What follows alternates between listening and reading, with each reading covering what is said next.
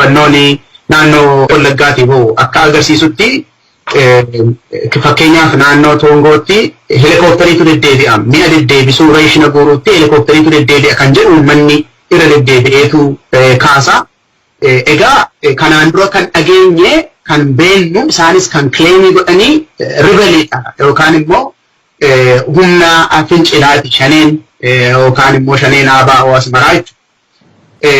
Helikooppitariidhaan loluudhaaf isaanii kileemii godhu takka dhageenye hin beennu. Amma garuu bifa baha Oromiyaatiin itti liyyuu poolisiin tocho'aa ture wajjiniin haala wal fakkaatuuni helikooppitariin galaa deddeebisaa jira. Helikooppitariin eessaa akka inni dhufe namni beeku hin jiru. Garuu jarri kun helikooppitarii qabna jedhanii isaanii dubbatus takka dhageenye hin beennu. Garuu uummanni wanta ajjate dubbataa jira. Maalni wanti jechuu barbaade namni qawwee baatee ganda keessa ani loltuu shaneeti jedhee adeemu Oromoodha. Namni ganda akkasiitu anneerra jedhee haasa'u Oromoodha. Keessumatti immoo kan loltuu daggalaa dhufe kan wanti nama hin fakkeessines jira. Katamaa keessa dhadhaabatanii dubbii suuraa ka'anii ergan kana. Loltuudha malee dhaabbatee suuraa hin ka'u. An akkam beekutti loltuudhuma hojii isaa hojjeta malee wanti ganda keessa deemanii suuraa ka'an kuni xiqqoo se gaaffii namatti ta'a kun mataansaa. Garuu rakkinni cimaan maaloodha? Waa'ee kanaatu hin ta'in rakkinni cimaanii uummata Oromoo isa kanaan dura seenaa keessatti ABO inni beeku maqaa kana qabatanii uummata amansiisuudhaaf yaalii gochuun kun kunoo nuyi ABO jechuudhaan ijoollee qotee bulaa ijoollee hiyyeessaa amansiisuudhaan kunoo ijoolleen ABOtu nu wajjiniin jiraa jedhu.